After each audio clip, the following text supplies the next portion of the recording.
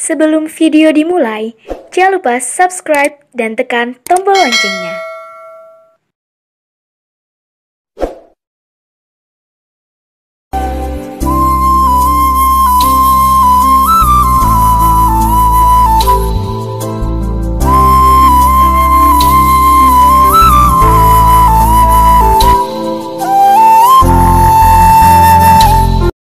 Assalamualaikum warahmatullahi wabarakatuh. Bismillah, walhamdulillah, wassalatu wassalamu ala rasulillah Sayyidina Maulana Muhammad bin Abdullah wa ala alihi wa sahbihi wa man wala, amma ba'du. Qala rabbi syrah li sadri wa yassir li amri wahlul 'uqdatam min lisani yafqahu qawli. Wa qala subhanaka la ilma lana illa ma 'allamtana innaka antal alimul hakim. Sobat YouTuber dimanapun kalian berada, jumpa lagi bersama saya di channel YouTube Eco Al Barokah. Pada kesempatan kali ini saya akan menyampaikan satu kisah sesuai dengan judul di video ini ya, yakni bahayanya tukang fitnah. Diceritakan saat itu ada satu pasar. Ini zaman dulu ya, zaman dimana masih ada perbudakan, jadi masih dilegalkannya perbudakan. Jadi dulu ada satu pasar dimana di situ memperjualbelikan budak. Siapa itu budak? Ini mungkin bagi yang masih belum bisa membedakan antara budak dengan pembantu. Ini jelas berbeda. Kalau pembantu dia dibayar, beda dengan budak. Kalau budak meskipun fungsinya juga untuk disuruh-suruh, tapi dia tidak dibayar. Intinya kalau ingin tahu budak itu seperti apa, Anda bisa lihat binatang ternak, sapi, kambing, ya seperti itulah. Ya dipekerjakan mungkin untuk membajak sawah dan sebagainya, tapi tidak dibayar. Sama seperti budak, juga seperti itu. Nah, budak itu asal-usulnya dari mana? Yang saya tahu, budak itu kalau melihat sejarah adalah hasil dari tawanan perang. Jadi kalau ada orang perang dari satu kelompok, dari dua kelompok maksud saya, kemudian ada satu kelompok yang kalah, kemudian ditawan. Yang kalah kan gitu biasanya, yang masih hidup ditawan, kemudian ya yang hidup-hidup ini tapi di posisi yang kalah, dia akan dijadikan budak. Baik, kita lanjut ke cerita tadi. Jadi saat itu ada satu pasar yang memperjualbelikan budak. Sebagaimana binatang ternak yang diperjualbelikan, maka semakin baik kualitas daripada budak itu, misal tampan, cantik, atau fisiknya tinggi besar, atau gagah, maka semakin mahal harga daripada itu budak. Tapi sebaliknya, semakin buruk kualitasnya, maka harganya pun juga semakin rendah. Nah, di riwayat itu diceritakan ada seorang yang kaya raya, tapi kikir. Kalau istilah sekarang itu pelit, gitu ya. Nah, saat itu dia diceritakan ingin mencari budak. Jadi ingin mencari budak dan melihat di pasar itu. Dilihat dari sekian macam budak yang ditawarkan, ada satu budak yang tampak mencolok. Artinya secara fisik dia terlihat gagah, tampan lagi. Dan anehnya, budak ini dijual murah, bahkan sangat murah, jauh di bawah harga pasaran, bahkan lebih murah daripada budak pada umumnya yang secara fisik tidak sebaik daripada budak ini yang tampan dan gagah ini. Akhirnya tanyalah ini orang yang kaya dan kikir tadi kepada si penjual budak. Pak, ini bener budak ini dijual dengan harga sekian. Kemudian dijawab, iya bener Pak, sekian. Tapi jangan salah. Nah, ternyata di situ ada satu semacam kayak cap atau keterangan begitu. Ditunjukkan, nih ada keterangannya. Apa itu? Ternyata di situ tertulis keterangannya adalah ahli fitnah. Kemudian, oh jadi karena ini kamu jual murah ini budak? Ya, karena dia ahli fitnah makanya aku jual murah. Banyak orang-orang yang telah menjadi korban dari mulutnya ini budak, sehingga dikembalikan itu budak kepada saya. Makanya saya jual murah. Dan saya jual murah dan saya kasih keterangan supaya nanti tidak ada komplain dari pelanggan saya kalau sewaktu-waktu dia dirugikan karena ucapan dia. Oh gitu, hanya karena itu? Iya. Wis gak apa-apa wis, saya beli, kata si orang kaya tadi. Namanya juga orang kikir ya, orang pelit. Ngelihat satu barang kelihatan bagus, murah lagi, pasti langsung dibeli tanpa pikir panjang. Walaupun dia juga tahu bahwa si budak itu berbahaya. Dah, singkat cerita, dibelilah itu budak, dibawa ke rumahnya, dan dapat 1 hari, 2 hari, 3 hari, dilihat kinerjanya sangat luar biasa, bagus sekali.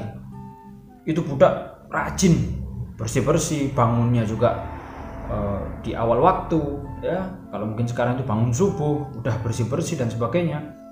Sampai akhirnya beberapa hari seperti itu, si orang kaya dan kikir ini menyatakan dalam hatinya, bodoh bener ini orang yang ngejual budak seperti ini.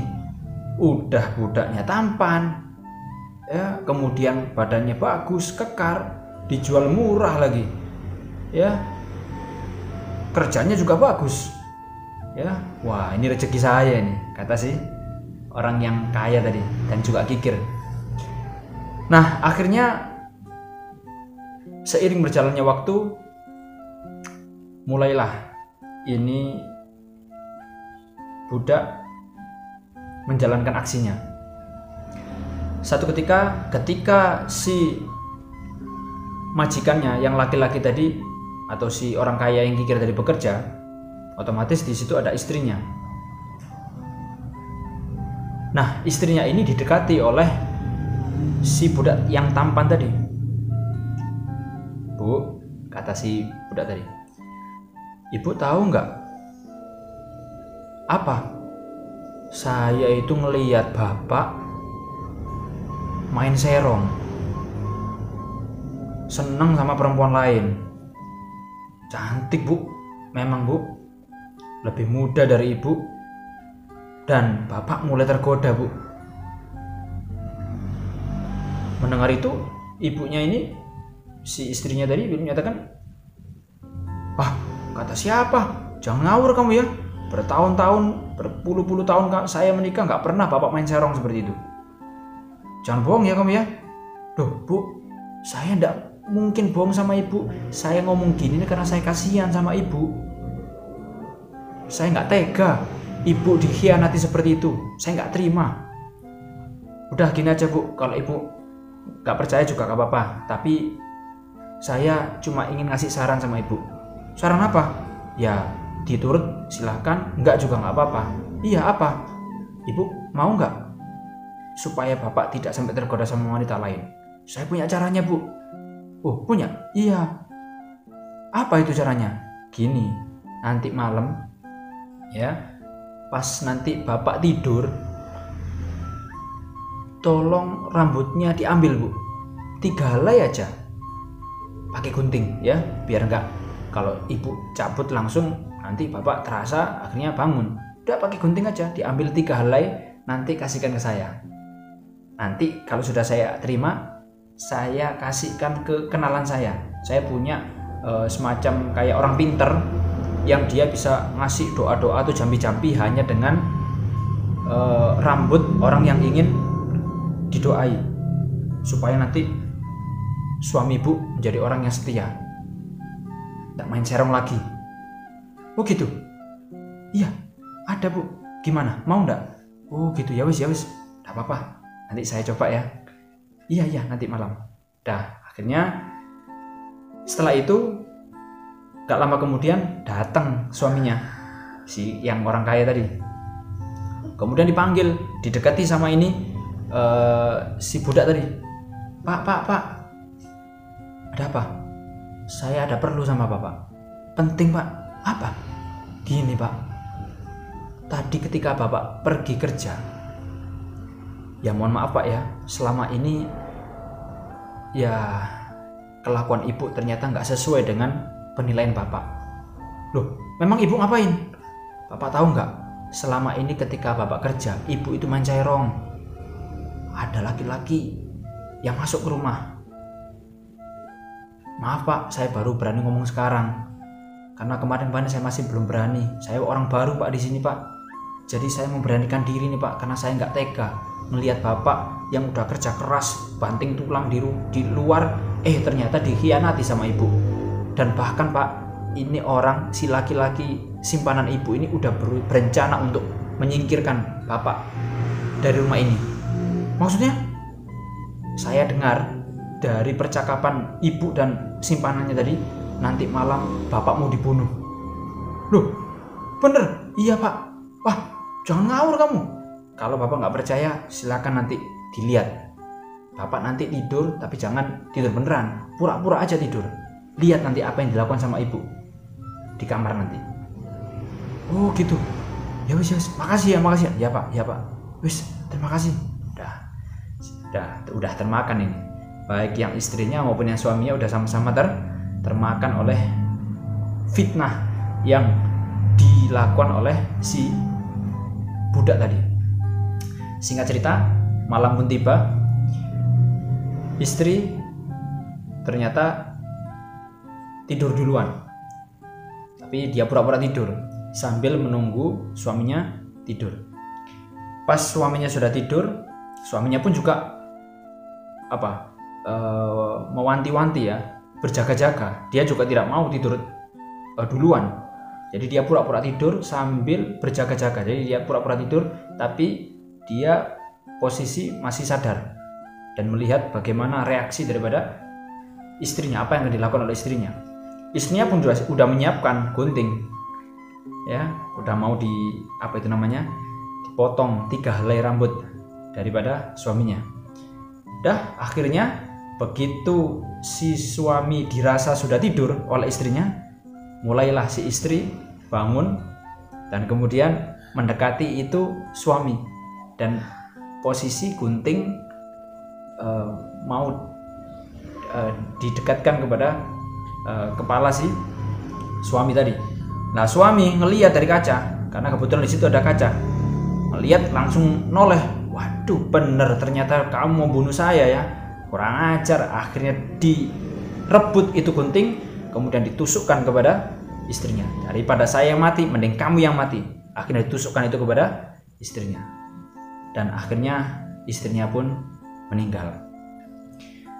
Nah, setelah istrinya meninggal, terdengarlah kabar ini sampai kepada keluarga si istri. Keluarga besar sang istri nggak terima, datang ke rumahnya si suami tadi. Akhirnya dihajar itu suami, bahkan dibunuh itu suaminya, si laki-laki tadi. Dan kabar ini terdengar juga oleh pihak keluarga suami. Pihak keluarga suami juga nggak terima kalau keluarganya dibunuh. Datang, akhirnya disitulah bertikai ya, dan akhirnya saling membunuh antara pihak keluarga suami dengan pihak keluarga istri.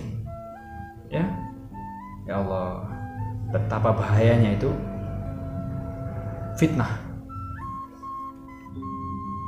Baik sobat YouTuber, dimanapun kalian berada, tibalah kita di hikmah dari kisah tersebut. Yang pertama, hikmah yang bisa kita ambil adalah di kisah ini menunjukkan bahwa sifat kikir itu bisa merugikan diri sendiri. Terbukti di kisah tadi, karena kekikirannya dia, karena sifat kikirnya dia, akhirnya menjadi bumerang bagi dirinya sendiri. Seandainya dia tidak memikirkan egonya diri sendiri, dia pasti tidak akan membeli budak yang sudah nyata-nyata dicap atau ibaratnya diklaim oleh si penjual sebagai tukang fitnah. Yang kedua, bahwa hendaknya kita tidak mudah percaya terhadap kabar buruk yang datang dari orang lain. Kita harus berhati-hati, apalagi di zaman seperti sekarang ini. Kalau istilah sekarang tabayun, ya, kalau bahasa Arab. Jadi kalau kita mendengar ada kabar buruk, hendaknya kita bertabayun, atau istilahnya klarifikasi. Kita teliti kebenarannya, apa benar kabar buruk itu memang benar-benar terjadi, sehingga kita tidak salah dalam mengambil langkah atau mengambil sikap yang ujung-ujungnya akan membuat kita menyesal selama-lamanya. Yang ketiga, hikmah yang bisa kita ambil di sini adalah bahwa betapa bahayanya itu fitnah. Maka tidak heran kalau dikatakan ada istilah fitnah itu lebih kejam daripada pembunuhan. Ya, jelas dari kasus ini atau dari kisah ini bisa kita lihat, hanya karena satu mulut tapi bisa menyebabkan puluhan nyawa berjatuhan, menyebabkan korban jiwa, menyebabkan pertikaian. Dan inilah yang dikhawatirkan oleh Rasulullah SAW. Karena itu hati-hatilah terhadap fitnah yang memang terbukti lebih kejam daripada pembunuhan.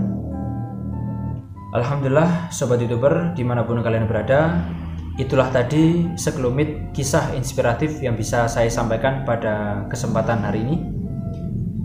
Kurang lebihnya mohon maaf. Semoga bermanfaat bagi kita semuanya.